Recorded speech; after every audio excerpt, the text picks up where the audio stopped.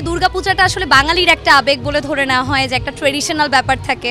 তো শাড়ি তো অবশ্যই বাধ্যতামূলক, যারা সারা বছরে কোনোদিন শাড়ি পরে না তারাও আসলে এই সময়টার মধ্যে পরে, তো এটা তো বাধ্যতামূলক। আর অনেক ভালো লাগছে, সবার সাথে আসছি, আমার ফ্যামিলি মেম্বারদের সাথে আসছি, ভাই বোনদের নিয়ে আসছি, সো অনেক ভালো লাগছে।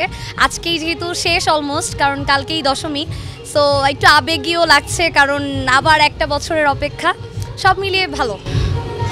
কি মনে হয় যে কালকে তো আপনাদের প্রোগ্রামটা শেষ হয়ে যাচ্ছে, পুজোটা শেষ হয়ে যাচ্ছে, কষ্টও লাগবে অনেক, আবার অনেকে আনন্দই করছে, সেদিন আসলে সবাই শাড়ি পরে কেন, মেয়েরা যদি একটু বলতেন? অবশ্যই মানে আসলে দুর্গাপূজাটা আসলে বাঙালির একটা আবেগ বলে ধরে নেওয়া হয়, যে একটা ট্রেডিশনাল ব্যাপার থাকে।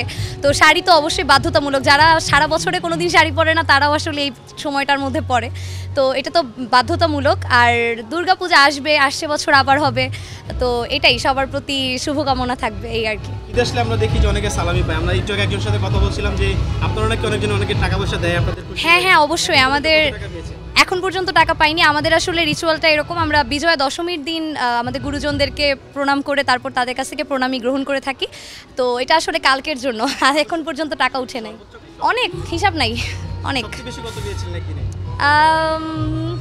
পেজ ছোটোবেলায় তো আসলে যা পেতাম কোনোটা নিজের হাতে থাকতো না, সব কিছু মাকে দিয়ে দিতে হতো, তো পেতাম 3-4 হাজার টাকা মোটামুটি উঠে যায় সবার কাছ থেকে। এবার কোনো টার্গেট করি না, এখন আমি বড় হয়ে গেছি, সবাইকে আমার দিতে হচ্ছে।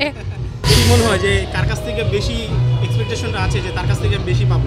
অবশ্যই মায়ের উপরে, আর এখানে আর কেউ নাই। সবচেয়ে বেশি কিপ্ট হয় কারা, দাদারা নাকি পিসিরা? কিপটামির পরিচয় এখনো কারো কাছ থেকে পাই নাই, বাট যাই না, এই ব্যাপারটা আসলে আমার সাথে মিলতেছে না।